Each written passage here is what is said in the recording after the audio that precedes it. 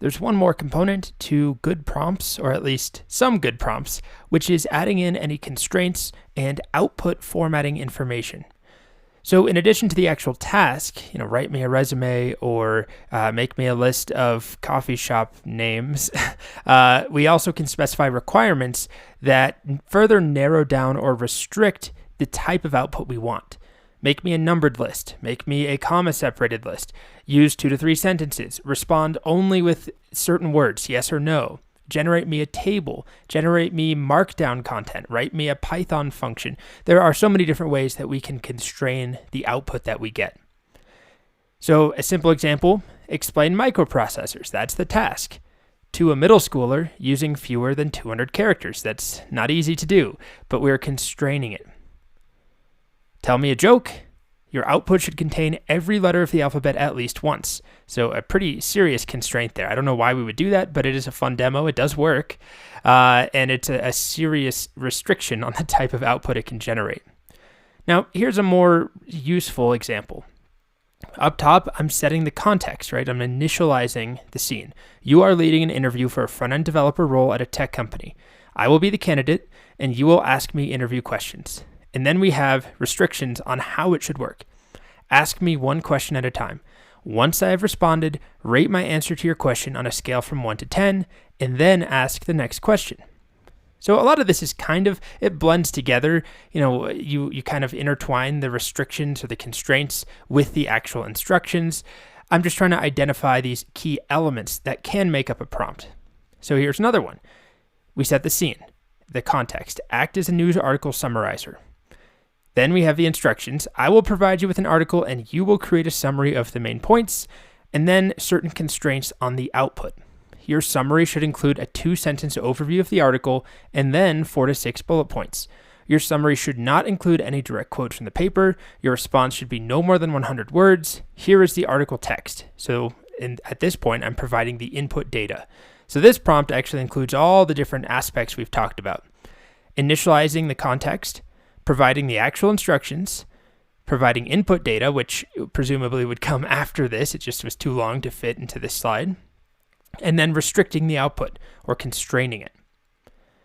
One more example, write a 3-paragraph blog post on why live coding interviews are a terrible method of assessing developer candidates.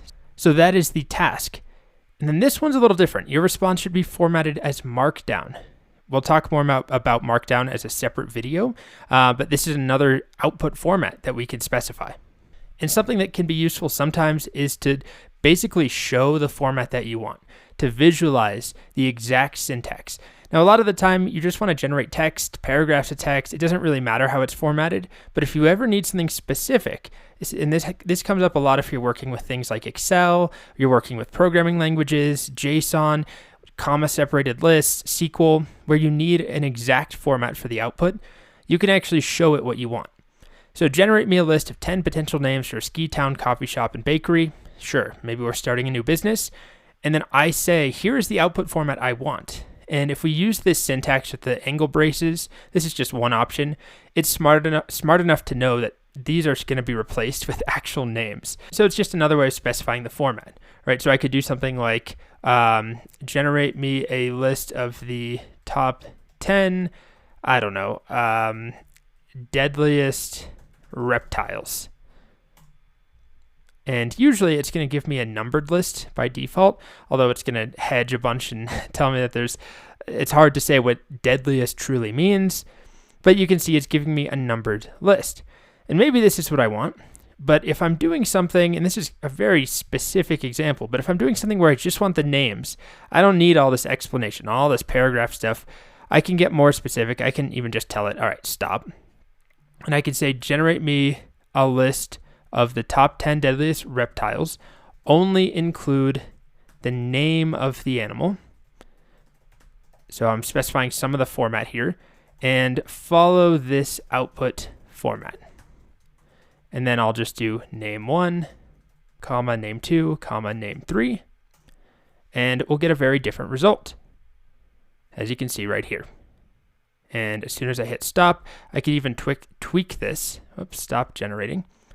And I could come up with a completely different format if I wanted to. If I want them to be separated by arrows, I don't know why I would do this, but I can, and you can see it works just fine. So the point here is not that this is particularly useful, but it is very useful to specify output formatting in general. And we'll do this in pretty much all of the prompts we write. It helps to be specific about what you want. Sometimes you do have a specific format you have to adhere to, but other times it's more about setting constraints as to the length or the audience, right? So I want a 2-sentence overview, then I want bullet points. Don't use direct quotes from a paper. Make sure the whole response is under 100 words. This is not as specific, I would say, as specifying this format, but it still is specifying a format, specifying the output, how we want the output to look, what it should contain. And this is a really important part of pretty much any prompt that you'll write.